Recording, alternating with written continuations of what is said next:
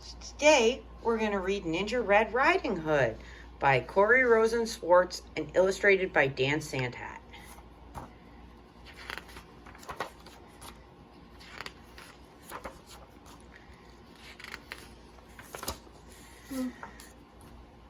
Once upon a ninja-filled time, a wolf couldn't catch any prey. He kept getting licked by the dinner he picked and was growing more ticked by the day. His belly was aching for bacon.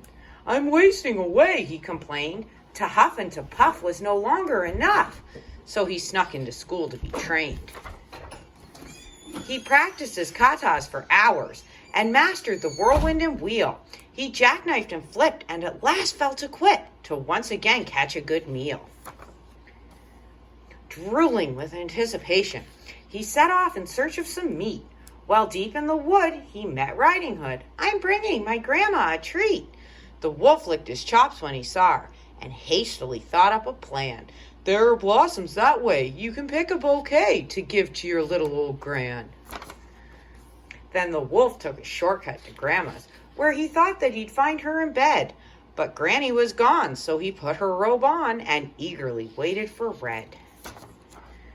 Soon after he heard someone knocking. He called out, "My dear, come on in. Oh, don't you look good in your lovely red hood, but a shame that you've gotten so thin."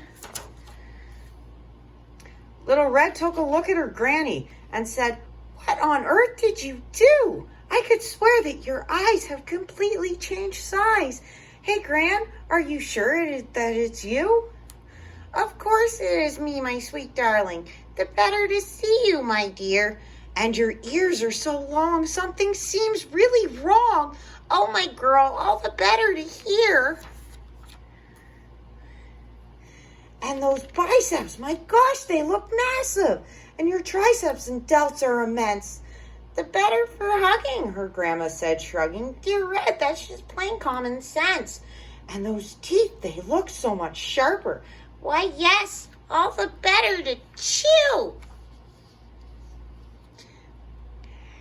He jumped out of bed to gobble up Red, but she'd gone to ninja school too. She grappled and sideswiped and twisted and escaped from his clutches unscratched. She attempted a lock, but he managed to block. They appeared to be evenly matched. Just then, they both heard someone chopping. A woodsman? Red thought, but instead, it was Gran and her G. She'd just come from Tai Chi. "Don't you dare harm a hair on her head." The wolf took a swing at that instant, but Red deftly dodged the attack. She got a good grip, threw him over her hip, and the wolf wound up flat on his back. "I'll skedaddle," the wolf said in anguish as he struggled back up on his feet. "Just a second, you beast. You will not be released till you promise to give up red meat."